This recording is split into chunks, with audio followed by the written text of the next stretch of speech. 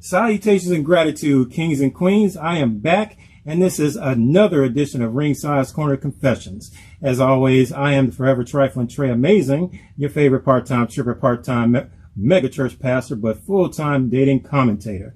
With me today is 90 Day Fiance alum, the intrepid Molly Hopkins. How are you today? I am fantastic. I am here in my shop at Livi Rae Lingerie, and I'm feeling fabulous. Yes, we are coming to you. Everybody, if you're out there watching, we are coming to you live from Kennesaw, Georgia, from Livi Rae. Now, by Livi Rae, people may not know what that is. Briefly explain to the viewers, what is Livi Rae? What is your business? So Livi Rae Lingerie was founded in 2006, and I created a non-judgment space for women and men from all walks of life to come in and experience just that, an experience. We specialize in bra fitting for bust health, but we also cater to fuller figured women, women that need non-surgical boob jobs. We also cater to the LGBTQ community with different types of products in case they want to enhance or if they want to bind. So it's just a really safe space where you can be yourself, let your hair down, and feel sexy. Nice. Feeling sexy is the thing. I'm not mad at it. Well, again, first and foremost, thank you for allowing me to interview you today. And, you know, just like a lot of people, you rose to media popularity when you came out on 90 Day Fiance. You briefly, you know, I watched 90 Day Fiance, very popular show. Can you briefly tell people, you know, what the show is about and what inspired you to participate? So 90 Day Fiance was a show that was created around the love stories of people who found love in other countries. When you come to the States, you have to be on a visa. It is a 90-day visa from the time that your partner lands, and you have 90 days to get married or they have to go home.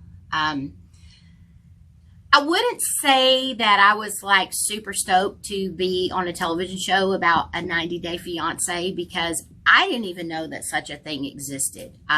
I'm a very busy boss, single mom. I'm working. I don't do a lot of television. And at the time, my business partner was watching 90 Day Fiance, binge watching. At the end of it, she saw where they said, do you know someone going through the K-1 process? And it just so happened that I had started doing the research on how to get a spousal visa because I had met my fiance at the time was from the Dominican Republic, and we were working through the challenges of him getting here to the country to be married. So it was organic, but not, because I was really like, oh my gosh, what is the show about? And at the time, it was truly about the dynamics and the difference in the love and the connecting. But here today, there's a lot of drama. I didn't sign up for that. I didn't sign up to put my whole life on display for the world to be very critical of the journey, which they only know a small portion of that based on television. You only see what you're shown. So it's been awesome, but it's definitely different when it comes to finding your person, bringing them here, doing the journey. So it's a love-hate relationship, I would say. Definitely. And you know what? You're absolutely correct. You know, anyone who's had the experience of being on television, you know, you are going to have to deal with a lot of judgment and deal with the comments and people who only know a smidgen of who you are, but they're going to create their own narrative. And many instances, you know how social media works, it can be negative. And, you know, it's not always a good thing. It can affect mental health. But watching the show, I definitely followed your story, and very entertaining. Even everything that, you know, the underlying, I guess, messages in terms of, you know, what people are looking for, because, you know, love doesn't have any boundaries, you know, regardless if you find it domestically or internationally. And so I thought the show was great. I thought it was, you know, in terms of the theme, I was really glued to it. What, you know, from your experience, you know, what were some of the biggest and noticeable differences between dating men abroad compared to domestically? One of the things I'll say is when I went there, I definitely wasn't going there looking for love. I felt like it found me. And I wouldn't necessarily say in terms of being in a relationship, marrying, the thing that cultivates the whole narrative of marriage. But the cultural commitment to your country and who you are and how you do things differently was very interesting to me, as well as, you know, things that we care about here, no one really cared about there. I think I fell in love with the country. I fell in love with the music. I fell in love with the food. I fell in love with the young guy who was very spicy, who could keep up with me. Even though I'm almost 50, at the time I was in my early 40s, and I felt very young. I felt very youthful spirited. And I think when I went there, I wasn't looking, but since it happened, I thought, why not give it a try? It could be different. I do speak Spanish, and it is a very sexy language. And I just fell in love with everything about the culture. I think that when you find someone from another country, if it didn't pan out here, you're like, well, let me try it this way. And I think the difference, I think the chase, I think the youthfulness of him, I think that it was just a lot of things. It was exciting. And I think that when you can't see your person every day and there's distance and time and space, when you see them again, it's exciting. It's something that you might confuse love with. But being in love or loving is two totally different things. And I loved what I was going through, and I thought I was in love until I wasn't. That's deep. That's deep. No, I totally get that. You know, your first time dating someone from a different country and from a different culture altogether, obviously there was some level of attraction, physical and otherwise. What would you say were some immediate turnoffs, though? And do you feel they were unique to him and or to his culture and background? Some of the immediate turnoffs were the aggressiveness, the dominance in the man. And I think for me, it's very hard for me to accept a man that's being a man, except he was a man-child. Had he been older and maybe a little more settled and, you know, in his prime, doing the same things as me, we weren't really equally yoked in that nature. And little things. I am an acts of service person. That's my love language. Me too. You could have no money. You could be in the poorest country in the world, which his family did not have a lot of money, but I loved their spirituality, their family connection, their we're going to get it done no matter what, and the simplicity of the life there. They don't have all these things that we have. And, you know, just to get a pizza is a big deal. Not really running water, taking a shower in a 10-gallon tub. It took me back to my childhood, and I think that I identified with that because I grew up in a very rural area on a farm, and we didn't have a lot of money. And some of the things were similar, and I think it took me back there, which is a time when I really felt the most love. And, you know, the family dynamic of it all, and God, you know, they have God in the center. And I think that I had been missing that a lot. But I didn't like the directness of, you know, I am not going to be someone's do girl all the time. Even though I'm an acts of service person, you're not going to command me to do things. And I think that was like the biggest turn off, was just the commanding of it. Interesting. Okay. Now, let me ask you something, you know, and this is kind of related to your experience with 90 Day Fiancé. I'm sure you're familiar with Passport Bros. What are your thoughts about the droves of men and women who are now actively encouraging, you know, the other people, their peers, to go to other countries to find what they're looking for in a suitable mate? I think it's totally fine. I mean, the ideology of love, or to find your partner to spend the rest of your life with, is never really going to leave the planet. I mean, we were created by design to have our other person. Right. We didn't come into this world alone. We don't want to die alone. Like, it took two people to make us. And I think that if you've had a rough go of it here, maybe you do want, or maybe those things, maybe a subservient woman in another country. If you're looking for a woman that's going to wash your feet, iron your clothes, fix your dinner, be very, do whatever you want to do in the bedroom, whatever that thing is. People have different things that they're looking for in relationships, but you may find that in a partner in another country. And if you're a thrill seeker and adventurer, you may very well find that in another country. And I don't believe, because I have biracial children, I believe in you love who you love. Love is love. I do not believe that everybody that has been conditioned to believe that we have to stay with our race, we have to stay with our person, we have to do all this. It's 2023. Damn right. That is not the dynamics of love for anybody anymore. And I don't think it ever was.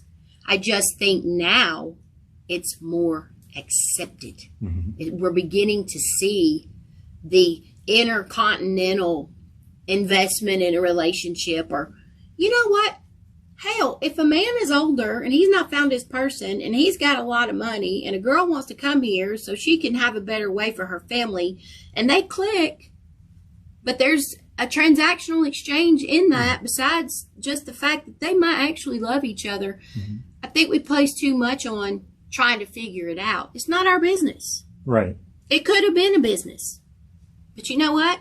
If that's the best little poom poom he ever had, or and she can send food to her parents, win-win. Why do we care? I think we've been so invested in other people's relationships and what they're doing so much sometimes it might be messing up your own because you don't even know what's going on at home. But I believe in it. I believe in the source for love. I believe in the search, and I believe that until you find your person and it is what it is, and you may think you know what you want, and then you meet someone new and they had all the things checked that you were looking for, but all of a sudden there's that one thing that you never had with somebody else that you're just like, I can't do that, and that's okay. It's really okay. Mm-hmm. Okay. No, I dig that. No, I completely agree. And that's something that, I've heard men, more so I've heard from men talking about, masculine alpha men are not going to find what they're looking for with women in the West. They're looking for, the biggest thing I hear is submission. And, I've heard men talk about, well, Western women, they don't know how to be submissive to their men. They're too modern, they're too masculine. So, you have men like the Passport Bros and other, some of the groups saying, you got to go to Southeast Asia, or you got to go to, Brazil if you want to find a submissive woman who has been taught to be a wife. And so the argument has been that Western women have not been raised to be wives. Do you, agree, disagree, and different? Do you believe that in today's society, in today's times, women are not taught to be wives, or is that, more so just a misconception for men? I think that there's been way too much pay for play. Mm-hmm. And I think that a lot of women weren't raised by women who know how to serve their men.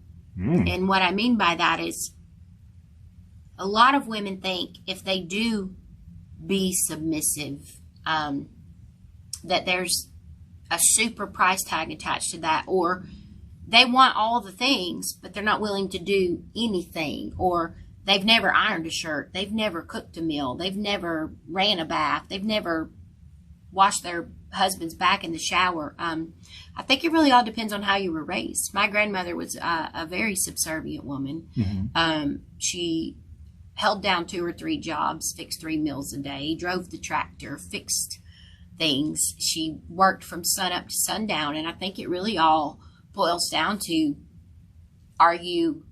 what's your ethic when it comes to putting in work? And I don't mean physically like laborious as in a job. I mean like, what are you willing to pour into your man? Because we're raising a society of women who believe that the men should be doing everything and they should just go shop and look pretty. And that's okay too if that's where you're at and that's what your belief system is, but I don't know how to do that. I'm a plate fixer. And I work hard. And I work hard because if it doesn't work out, I don't want a man on the flip side to tell me, get out, you have nothing. I want my own. I want my own things. But in that, if he's struggling or he has a problem, I'm going to help him till he gets back where he needs to be. It was never been about having tons of money for me. It's about, how do you love me? Oh my gosh. Without a price tag attached. Ladies and gentlemen, we are here at Livi Rae, but y'all don't understand. We're having church this evening. I think Molly has found her second calling. She is a pastor because I am behind the camera just going crazy. She just dropped some bombs that I absolutely agree with. And yes, this has turned out to be, yes, I'm definitely feeling this. And so, as we wrap up, there are going to be some people going to watch this who are on the fence. Should I give domestic, men and women one more chance, or should I go ahead and pack my bags and head to, Puerto Rico or Dominican Republic or Southeast Asia? What would you say for the people who are contemplating, who are thinking about it? They're not sure. They're having some dating calamities. They're at the point where, they may be bitter and just, disenchanted with their options here in America. What would you say to that man, or to that woman right now who is thinking about it but hasn't quite pulled the trigger? I think you should do it. All right. I think if the seed has been planted in your heart or your head, because sometimes it's all about the headspace, right? And you don't care, you don't lead with your heart. But if you really are looking, just make sure you do this. You can go there. It's a lot easier to go to another country than it is for them to come here.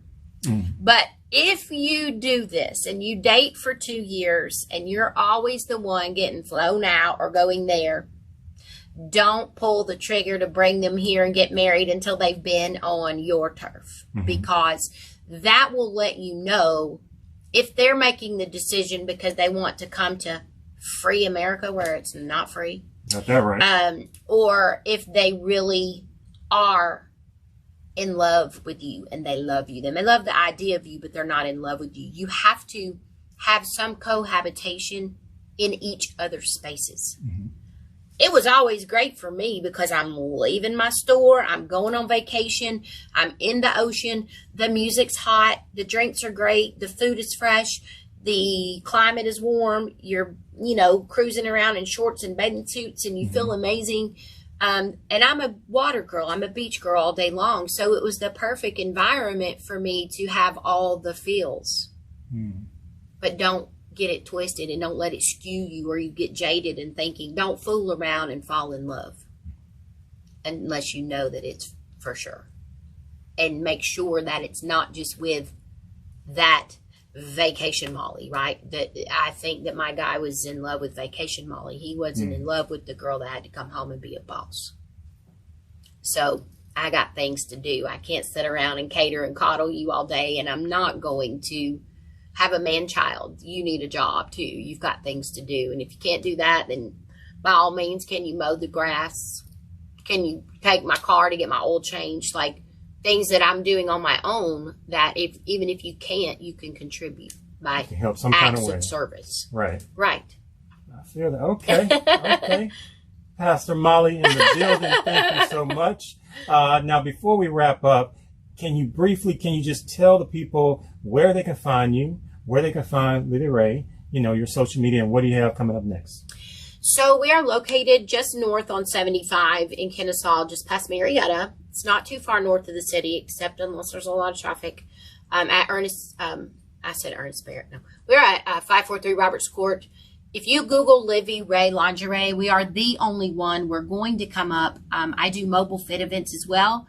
And if you are not local, underneath the link tree in my Instagram at Molly Hopkins or at Livi Rae Lingerie, you can book a virtual fitting. When COVID hit, I had to pivot, and I've done 10,000 plus virtual fittings. It's safe, it's secure, and I can help you. I love what I do. I would love to help anybody, men, women, and men.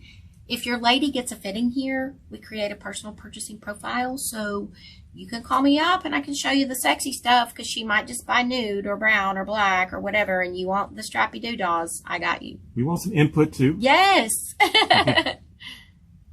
All right. Okay. Okay. And social media, Facebook, are you on Instagram, TikTok, Snapchat, Tumblr, all the other? If you Google Molly Hopkins or Livi Rae or Molly Hopkins Bras, you're going to find me on Instagram as Molly Hopkins, Facebook Molly Hopkins, and then obviously the business Livi Rae Lingerie is on TikTok, Instagram, and we have a YouTube channel as well. It's Livi Rae Lingerie.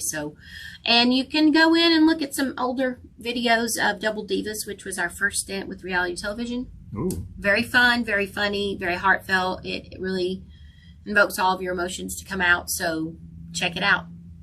All right. Thank you so much. Yeah. Molly Hopkins. This is Livi Rae Lingerie. Everyone, this is Ringside Corner Confession. I am Trey Amazing, and we are out. Thank you so much.